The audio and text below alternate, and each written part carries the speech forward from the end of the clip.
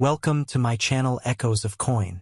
Did you know the US Mint never made a quarter with the year 1975 on it? That's right, not a single coin exists with that date. Instead, every quarter struck was turned into a bicentennial issue with the dual date 1776 to 1976. But why did the Mint skip an entire year? And what secrets does the 1975 quarter that never was really hide? The story of the 1975 quarter-dollar coin is one of the most intriguing anomalies in the history of American numismatics. Unlike other years where coins were struck with their corresponding date, no United States quarter was ever officially issued with the year 1975 inscribed on it. Instead, every quarter produced during that period bore the dual date of 1776 to 1976, commemorating the bicentennial of American independence. This unusual circumstance has fueled decades of questions, speculation, collector interest, and myths about whether a 1975 quarter might exist somewhere in circulation. To understand why no such quarter bears the date 1975, one must examine the broader historical background, the Mint's policies, the bicentennial coinage program, the design changes, the varieties that were produced, and the legacy this decision left in the world of coin collecting. By the early 1970s, the United States was approaching its bicentennial celebration, marking 200 years since the signing of the Declaration of Independence. The nation's government, citizens, and institutions were preparing for what was envisioned as a grand commemoration of American heritage. Among the initiatives planned was a special redesign of certain circulating coins to honor the occasion. Congress approved legislation that authorized the U.S. Mint to create commemorative reverse designs for the quarter, half-dollar, and dollar coins. These new designs would be issued during the years surrounding 1976, creating lasting keepsakes for both everyday Americans and collectors. The quarter, already one of the most widely circulated denominations, was selected as a key canvas for this celebration. The Mint made the unprecedented decision to suspend the use of the standard dating system for quarters in 1975 and 1976. Instead of producing coins with the date 1975 or 1976, all quarters struck during this two-year period carried the dual date 1776 to 1976. This choice reflected both symbolic and practical considerations. Symbolically, it emphasized the unity of the bicentennial period, making every quarter struck during those years a commemorative piece. Practically, it simplified the production process by avoiding the need to change dies between the 2 years. Thus, any quarter you see with the date 1975 simply does not exist because every quarter struck in that time frame was issued with the bicentennial dual date. The obverse of the bicentennial quarter remained largely unchanged, featuring the familiar portrait of George Washington designed by John Flanagan in 1932. However, the reverse was replaced with a special bicentennial design created by Jack L. H.R., a graphic designer from Arlington Heights, Illinois. His winning design depicted a colonial drummer boy facing left, with a torch of victory encircled by 13 stars in the background, representing the original colonies. The inscriptions United States of America, E pluribus unum, and quarter dollar surrounded the image.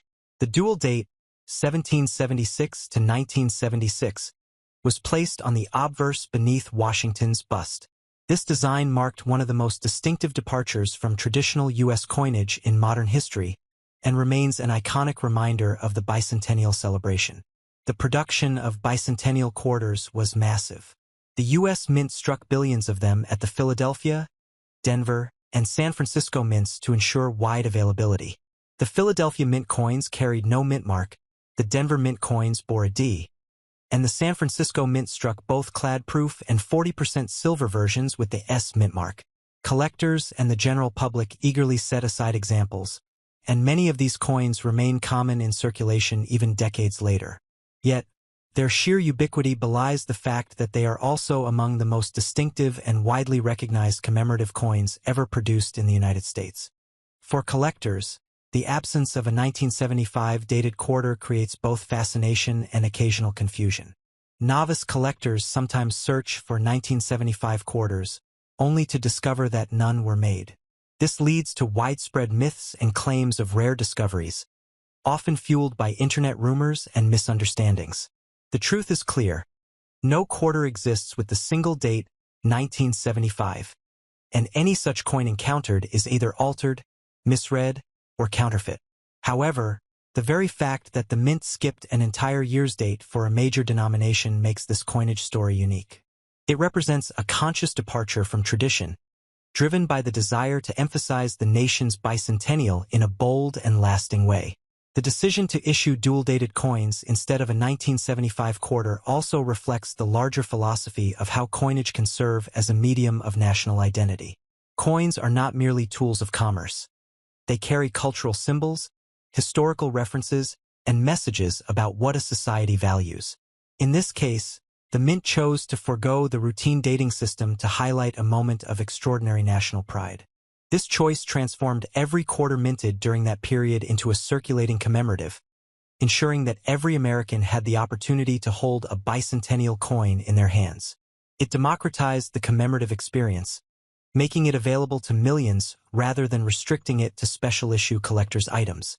Numismatically, the bicentennial quarter offers a wealth of varieties and collecting opportunities. The most common are the circulation strikes from Philadelphia and Denver, which were made in vast quantities. Proof versions struck in San Francisco are also widely available, both in clad and 40% silver compositions. The silver issues, sold directly to collectors, carry a premium over face value but remain accessible due to their relatively high mintages. High-grade examples of bicentennial quarters, particularly those with strong strikes, attractive toning, or cameo contrast in proofs, are popular among collectors assembling typesets or Washington Quarter Series collections. Among the most famous varieties of the bicentennial quarter is the Type 1 and Type 2 distinction for the San Francisco proof issues. Type 1, struck in 1975, features bold, thick lettering on the reverse, while Type 2, struck in 1976, displays thinner, more refined lettering. Collectors often seek both types to complete their bicentennial sets. In addition, error coins from the bicentennial period, such as off-center strikes, double strikes, and other minting mishaps, add layers of intrigue to the series, though the absence of a 1975 quarter may disappoint some seekers of rarities. The varieties and errors associated with the bicentennial quarters provide ample opportunities for exploration. The legacy of the 1975 quarter, or rather the lack thereof, continues to resonate in numismatic circles. It stands as a reminder that coinage reflects more than just dates and denominations. It reflects the historical moments in which the coins were created. The bicentennial quarter represents a time when the United States consciously chose to celebrate its past and future through the medium of its coinage. In doing so, it created one of the most widely collected and enduring designs in modern American history. While no quarter exists with the date 1975, the bicentennial quarter fills that space in a way that is arguably more memorable than any standard issue could have been. The 1943 1-cent coin holds one of the most fascinating places in the history of United States coinage. Known commonly as the steel penny, this coin stands apart not just because of its unusual composition, but also because of the extraordinary historical circumstances that led to its creation. For collectors, historians, and enthusiasts of numismatics, the 1943 1-cent coin represents more than just a piece of metal. It symbolizes a nation at war, a government making tough choices, and a fascinating anomaly that continues to spark curiosity and value discussions decades later. Understanding the story of the 1943 cent requires exploring its background, production process, design, minting variations, the errors and rarities associated with it, and its ongoing legacy in the world of coin collecting. The origins of the 1943 steel cent are deeply tied to the events of World War II. The United States, after officially entering the war in 1941 following the attack on Pearl Harbor, faced immense pressures on resources. Copper, the primary metal used for the penny since its early history, was a critical wartime material. It was needed in vast quantities for the production of ammunition, shell casings, electrical wiring, and countless other military applications. The government realized that every resource, no matter how small, needed to be redirected to the war effort. As a result, the U.S. Mint was tasked with finding a substitute material for the cent, ensuring that pennies could still circulate widely without consuming strategic metals. After various tests and trials with different materials, Steel coated with a thin layer of zinc was selected as the replacement. This decision gave birth to the iconic 1943 steel penny. Its bright, silvery appearance made it instantly different from all previous cents, which had been made primarily of copper and bronze alloys. The change caught the attention of the public immediately. For many Americans, seeing a silvery cent instead of the usual reddish-brown copper coin was both a curiosity and a reminder of the war effort. The steel cent became a symbol of sacrifice, resourcefulness, and adaptation in a time of national crisis. The design of the 1943 1-cent coin remained the same as the Lincoln cent introduced in 1909. On the obverse, it featured the familiar bust of President Abraham Lincoln, designed by Victor David Brenner.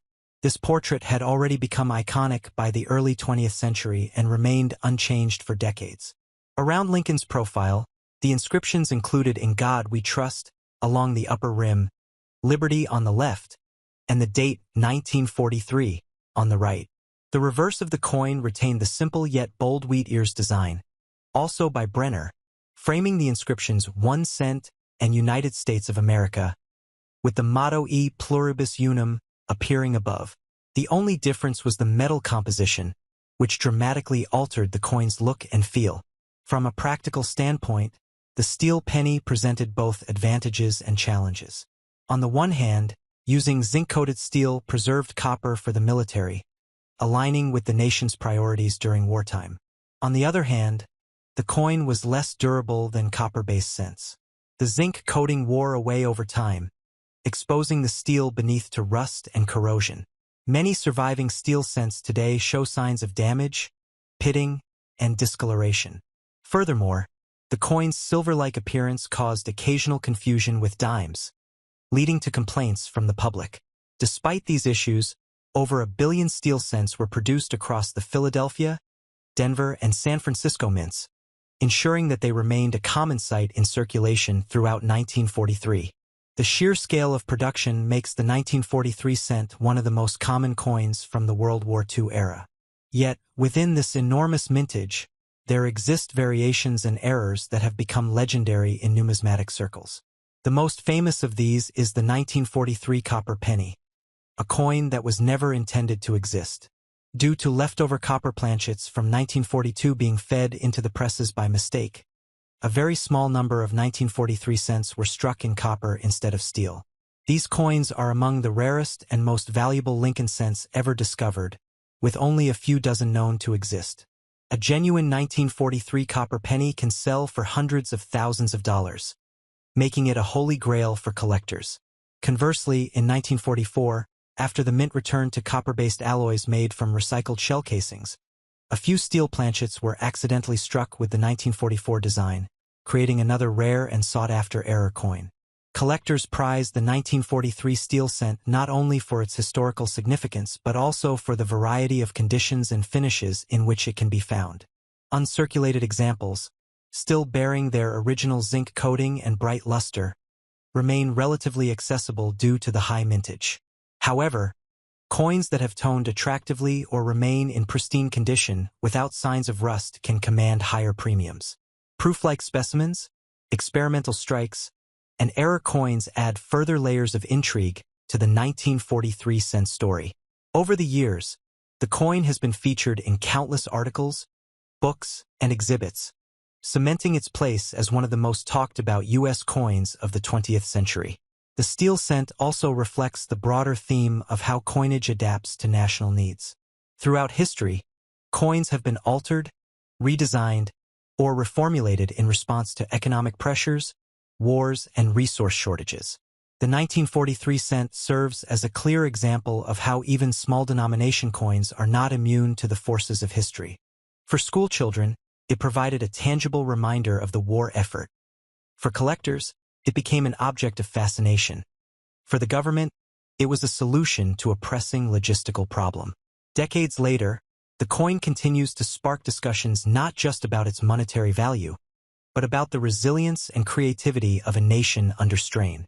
The transition to steel cents in 1943 also revealed important lessons for the mint. Public dissatisfaction with the coin's tendency to rust and its similarity to other denominations prompted the government to abandon steel after just 1 year. By 1944, the mint resumed striking cents from a copper-based alloy, using metal recycled from spent ammunition casings. This decision restored the traditional reddish tone of the penny and addressed many of the complaints raised by the public. Nevertheless, the steel cent remained in circulation for years after the war, a testament to the massive number struck and distributed. For many Americans, finding a steel cent in their pocket change became a nostalgic link to wartime memories. In terms of collecting, the 1943 steel cent has a unique appeal because it is both common and special. Beginners in coin collecting can easily obtain circulated examples at low cost, making it an accessible entry point into numismatics. At the same time, specialists can pursue the rare varieties, errors, and high-grade specimens that command significant premiums. This duality gives the coin a broad appeal across the collecting community. From children starting their first penny board to advanced numismatists building competitive Lincoln cent sets, the 1943 steel penny plays a role in countless collections. Another layer of the 1943 cent story involves the numerous counterfeits and alterations that have appeared over the years. Because of the incredible value of the 1943 copper cent, forgers have attempted to modify genuine 1943 steel cents or genuine copper cents from other years to mimic the rarity. One common trick involves coating a steel cent with copper or altering the date on a 1945 or 1948 copper cent to resemble 1943. Detecting these counterfeits requires careful examination of weight, magnetic properties, and die markers. Authentic 1943 copper cents weigh about 3.11 grams, while steel cents weigh about 2.7 grams and are magnetic. Knowledgeable collectors and grading services play a vital role in distinguishing genuine rarities from fakes, preserving trust in the market. The legacy of the 1943 1-cent coin goes far beyond its physical characteristics. It represents a moment when ordinary objects of daily life became intertwined with the extraordinary circumstances of global conflict. For Americans living through World War II, the steel penny was more than spare change. It was a symbol of sacrifice, innovation, and patriotism.